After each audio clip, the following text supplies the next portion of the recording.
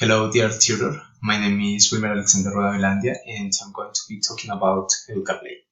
Basically, EducaPlay is a Web 2.0 tool which is mostly used by teachers. And this website allows teachers to create presentations, quizzes, and other challenging activities like crosswords and word searches. This website is really amazing and it has a lot of advantages. Among them, we have that it increases the students' motivation, facilitates interaction, promotes collaborative learning, produces effective instructional practices, develops critical thinking, and increases exposure to the English language. All of these advantages are related to the fact that the students will going to be more motivated and they're going to use technology in their classroom environment. Basically, what I did for this activity was to create two different activities based on the settings that the platform has. The first one is a video quiz, and the second one is an activity where students have to complete a text. Talking about the first one, which is the video quiz, basically to contextualize the activity, what I did was to choose a specific tense, which is a present perfect tense, and I chose a video that was taken out from YouTube, and in the video there was an explanation about the topic. So what I did was to choose some of the most important aspects of the video and created questions with different answers. So this activity is about a multiple choice quiz, and the following is the layout. So first of all, we have this layout. In this part we have comments app, so students can click on here just to start the activity. Then they are going to be able to see in this part like the layout, like the video, and as we can see here we have like a timer to see the time we are spending by doing the activity. I'm so sorry. In this part we have like the scores that are going to be shown according to the answers we provide in the in each one of the questions that we have in this part. Okay? So as soon as we finish with that, as soon as we advance in the video, the platform is going to show us a question, and the question is going to have, in this case, two answers. So what we have to do is to click in the squares, and a check is going to appear there. With that, we can click in here where it says responder, and the platform is going to evaluate the kind of answer we chose.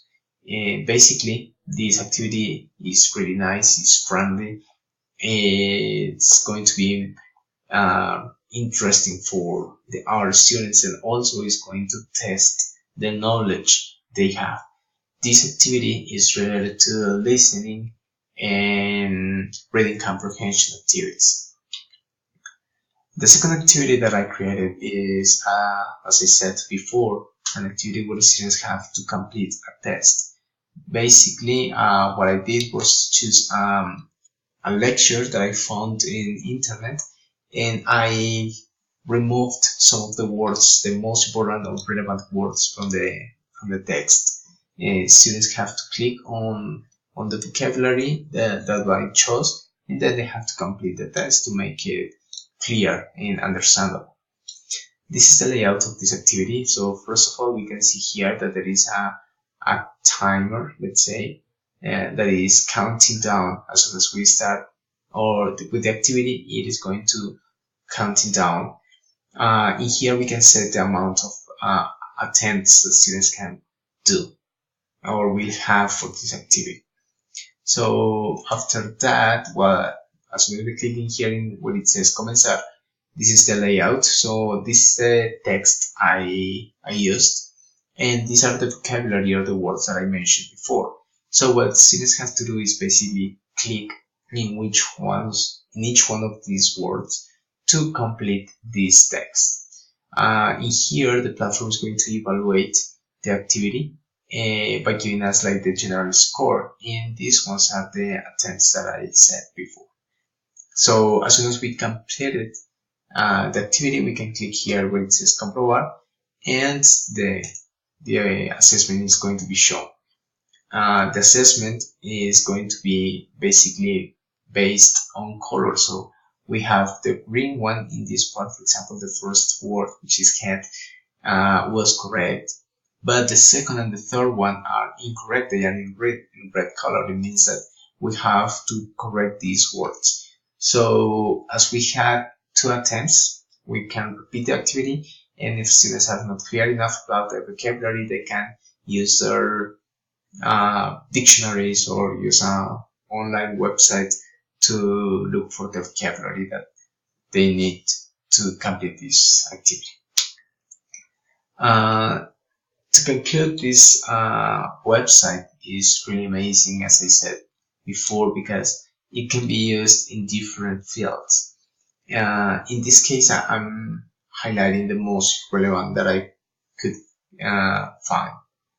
And the first one is for tests. So basically we can make small or short quizzes or tests for our students to know what they have learned in our classes. The second one is that we can use them as part of workshops or reviews for the topics that we are covering in a special lesson.